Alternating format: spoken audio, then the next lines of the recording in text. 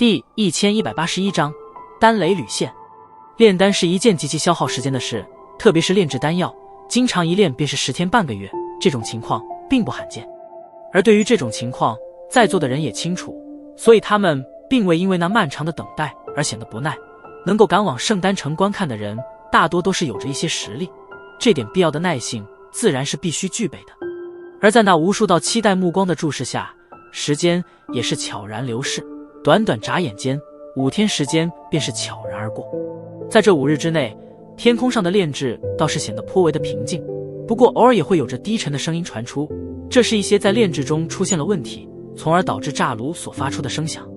5日时间也是有着一小部分的炼药师成功炼制出了丹药，不过在丹药炼出时，他们便是明白，他们此次的参与也该到此为止了，因为大凡炼制丹药，越是高阶的丹药所需要的时间便是越长，而类似他们这种基本上是只能沦为垫底的角色了。全场的目光也同样并未那少数人炼制出了丹药便在他们身上停留目光，绝大部分的视线都是停留在曹颖、宋清以及一些名声颇为不弱的炼药大师身上。他们知道，这些人的争斗方才是此届丹会最为精彩之处。这5日内，萧炎倒也是失手过一次，那是在融合血骨餐时，因为一点极为细微的差异，从而导致他果断地将之放弃，选择重新提炼。不过所幸在第2次融合血骨参时，终于并未再出现什么差错，毕竟这些药材萧炎也只是准备了2服，若是再失败的话，那么他便是必须得另寻他法了。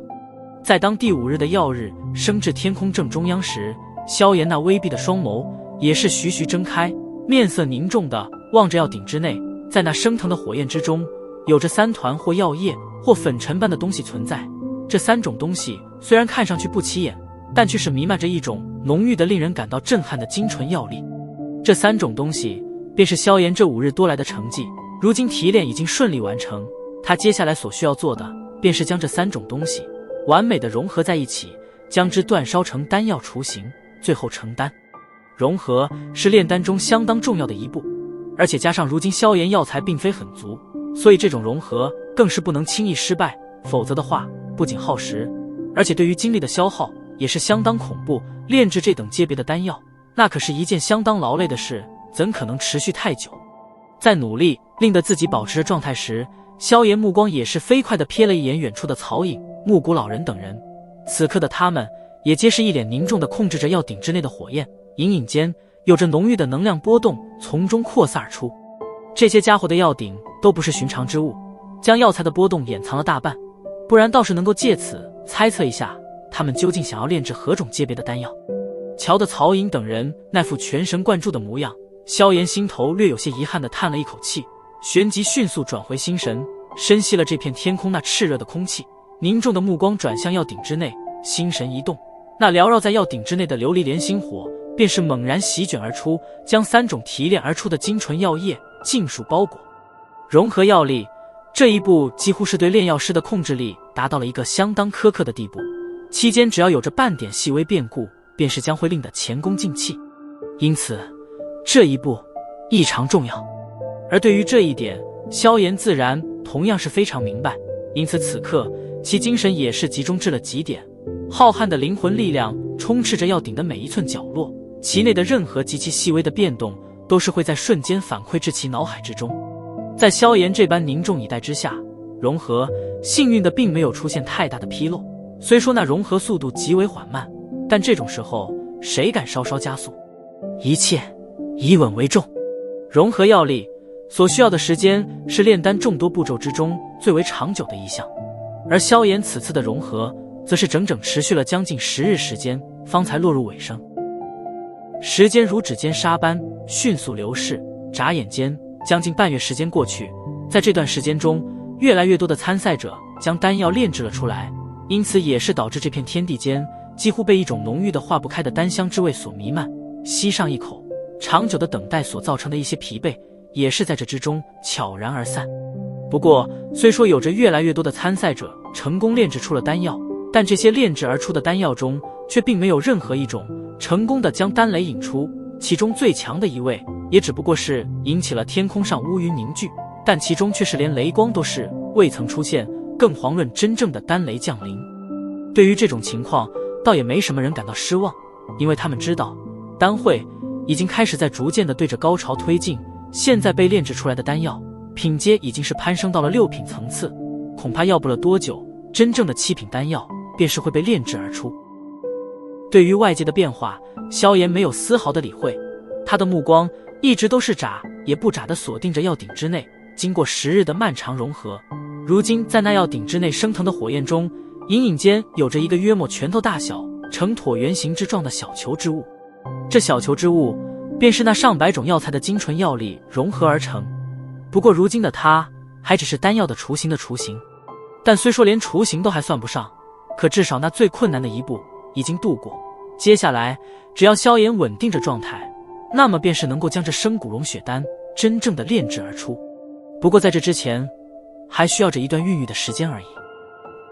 轰！略显炽热的天地间，一道低沉的闷雷声突然在天际响彻，旋即无数道目光急忙转移而上。只见得在那天空上，不知何时又是出现了一朵乌云。不过如今这乌云内居然传出了低沉的雷鸣之声，那模样分明是丹雷成型之状。丹雷，有7品丹药出世了。见到天空上的异象，广场上也是响起一片的哗然之声，旋即无数目光都是汇聚在了那片天空下的一方石台上。那里一名中年男子正脸色狂喜地望着天空上的雷云，他是第一个引出丹雷的人。丹雷的出现也是引起了凝神孕育丹药的萧炎的注意，虚眯的眼眸微微睁开，瞥了一眼远处天空上的那雷云，微微摇头。如此弱小的丹雷，想必那出世的丹药应该也就7品低级的层次。目光一瞥便是收回，萧炎视线再度移向远处的曹颖等人，心头不由得微微一跳。这一次他却是能够隐隐间感受到几人药鼎之内传出的那种能量波动。从这种波动的轨迹来看，怕这些家伙要炼制的丹药都不会是什么寻常之物，压力可真不小啊！不知道依靠这生骨融血丹究竟能否夺得冠军，若是这还不够的话，怕也只能……